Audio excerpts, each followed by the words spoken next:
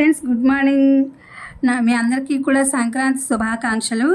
ఈరోజు నేను ఈనాడు ఎడిటోరియల్ సిరుల పండుగ సంక్రాంతి అనే దాని గురించి రాశారు. ఇది నాకు బాగా నచ్చి, ఇది అందరికీ తెలుసు, కానీ ఇది బాగుంది టాపిక్ అని చెప్పి నేను వీడియో అప్లోడ్ చేస్తున్నాను. ఈ టాపిక్ మొదలు పెడదాము. సిరుల పండుగ సంక్రాంతి. హేమంతం అంటే భూమాతకు సీమంతం, ధనుర్మాసం ఆధ్యాత్మికతకు పేరంటం. హేమంతపు చలిపొద్దుల్లో గరిక పరకల కోణంలోని నిహారిక అంటే మంచు బిందువుల తళుకులకు, గోధీయులు ఏడ మెరిసే గోరంత దీపాల కులుకులకు మధ్యలో ఫక్కున నవ్వే ముద్దబంతి పువ్వే సంక్రాంతి. దాన్ని హేమంత వేళ నూతన సీమంతపు వధువులే సింగారముగా భూమిపై కులుకు సస్యశ్యామల అన్నారు ఏటుకూరి వెంకట నరసయ్య. సస్యం అంటే పంట. ఆరుగాలం చెమటోర్చిన కర్షకుల కష్టానికి ఫలితంగా గాదెల నిండుగా కళకళలాడుతుంటే కళ్ళారా చూసుకుంటున్న రైతన్నల కంటి తడిలోని తళతళ పేరు సంక్రాంతి. పసిడి ధాన్యపు రాశి పంట కళ్ళము నుండి ఇంటికి చేరిందన్న అంతులేని సంతృప్తికి అది చిహ్నం అన్నారు కరుణశ్రీ. కాంతులిగిన ఆ సంతృప్తి పేరే సంక్రాంతి. నేలతల్లి ప్రసాదాన్ని పక్షులకు, పశువులకు సైతం పంచుతారు కర్షకులు. వడ్ల కిరీటాల్లాంటి వరికంకుల కుచ్చులను ఇంటి ముంగిట వేలాడదీస్తారు.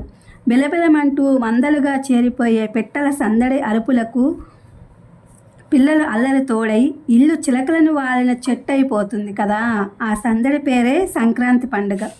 సుబ్బి గొబ్బెమ్మ శుభమూలియ్యేవే, తామర పువ్వంటి తమ్ముణ్ణియ్యవే, చేమంతి పువ్వంటి చెల్లెల్నియ్యవే అనేది అంకురిస్తున్న ఆడతనంలోని పసిడి కాంక్ష. మొగలి పువ్వంటి మొగుణ్ణియ్యవే మాత్రం చేవదేరిన గడుసుదనం.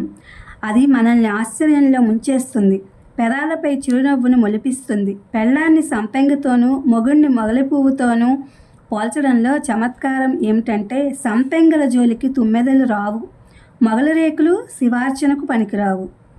ఒకరికొకరు తమకే సొంతం అనేది అందులోని సొగసైన అంతరార్థం. అందుకే జానపదాలను జ్ఞానపదాలు అన్నారు. పెళ్ళయ్యాక మా పుట్టింటి వారింతవారంటూ ఊరించి తొలి పండక్కి శ్రీవారిని తమ ఇంటి దారి పట్టిస్తారా కొంటె కోణంగులు.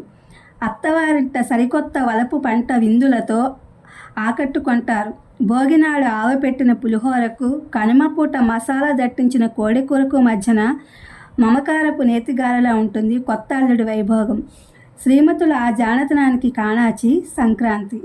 మా ఊరి వరిచాల సువాసన అమ్మ పురిటి పరిమళాన్ని తీసుకొస్తుందన్నారు కవి మామిడి హరికృష్ణ. పంట కోతల దరిమిలా వచ్చే పచ్చి వాసన అది. తల్లి పేగులాంటి పల్లెల దిశగా నగరాలు పరుగులు పెట్టేసేది దానికోసమే.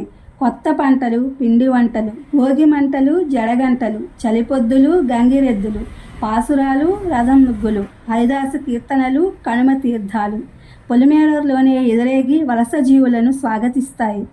ఉరుకుల పరుగుల ఇరుకు జీవితాలను ఆకుపచ్చని లోకాల్లో బతుకు వాసనను పీల్చుకోమంటాయి, పండుగ చేసుకోమంటాయి. ఏరోయ్ అంటూ పెద్దరికం ఏకవచనంతో భుజం తడుతుంది.